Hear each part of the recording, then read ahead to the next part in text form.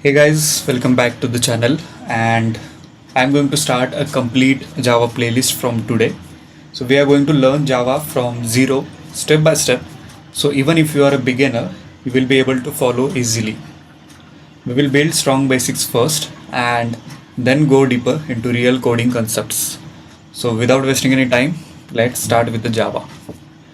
So let me ask you something simple. Have you ever wondered how apps like WhatsApp, Instagram, or even banking apps actually work behind the scenes? You tap a button and something happens instantly, like messages sent, money is transferred, or reels are scrolled, whatever it is, everything just works. Now, all of that is not a magic. It is written using programming languages. And one of the most popular programming language behind all of this is Java. So in this video, let's start with the basics of Java and understand it in a very simple way, like you are hearing it for the first time. So first of all, what is Java?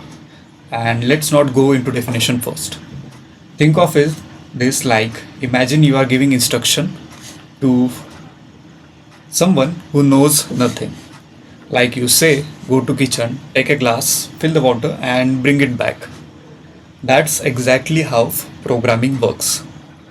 You are basically giving step-by-step instruction to a computer. Now, Java is just a way to write those instructions in a language that the computer understands.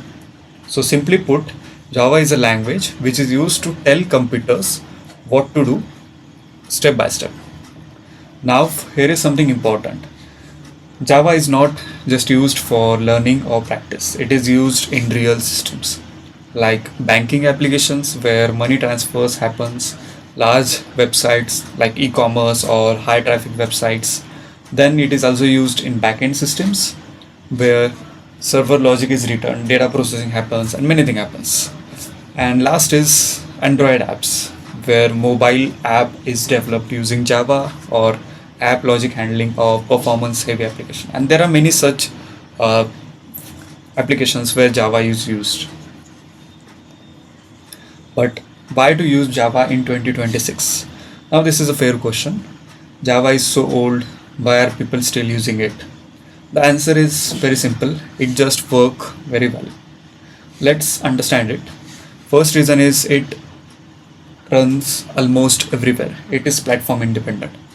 For example, you write Java code once and it can run on Windows, Mac or Linux, almost any system. You don't have to write your code again and again. It is like writing a note once and being able to read it on any device without changing anything. Second reason is companies trust it. Big companies does not care what's new, they care about what is stable. Imagine a bank system where millions of transactions happen every minute, and if something breaks, it's a huge problem. And Java is known for being stable and reliable, so companies stick with it.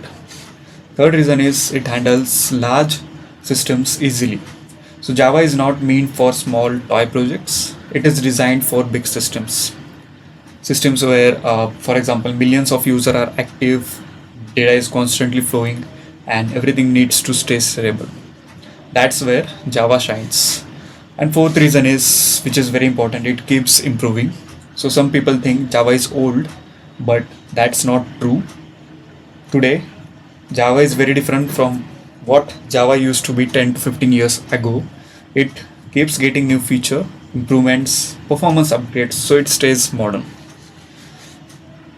Next, let's talk about features, what makes it special and what actually makes Java so powerful.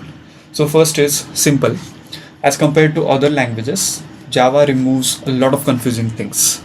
For example, in some languages you have to manage memory manually, but in Java that's all handled for you, so you can focus more on logic instead of system details.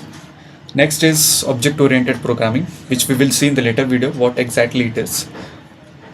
For now, just think like Java in terms of real world things like car, student, bank account. Each of these have some data like name, speed, balance, or some behavior like car drives or student studies or bank withdraws, whatever it is. So Java is helpful for you to convert real life into code very naturally. Third is it is platform independent, it works everywhere. So you don't have to worry about system differences. If it runs on your laptop, it will run on your server too. That's a huge advantage. Fourth is it is secure, and Java is designed in a way that makes it harder for harmful code to directly mess with your system. That's one reason it is used in banking and payment systems. Fifth is it is reliable. Java does not crash easily if you write proper code, and even if something goes wrong, it gives proper error handling instead of breaking everything. And sixth is Java can do multiple things at once. That's why it is called as multi-threaded. It can handle multiple tasks at the same time, like playing a video or loading comments and running background tasks all together without freezing. And that is fast enough for real use, right?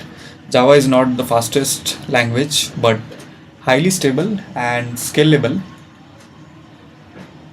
enough to handle huge systems smoothly with let's say millions of users. And most importantly, it's stable while doing it. So let's quickly wrap it up. Java is basically a way to give instructions to your computer step by step. It is used in real world applications like apps, banks, or websites, or Android application, whatever it is. It is still popular in 2026 because it is stable, safe, and works everywhere. And it has features that makes it reliable for large systems.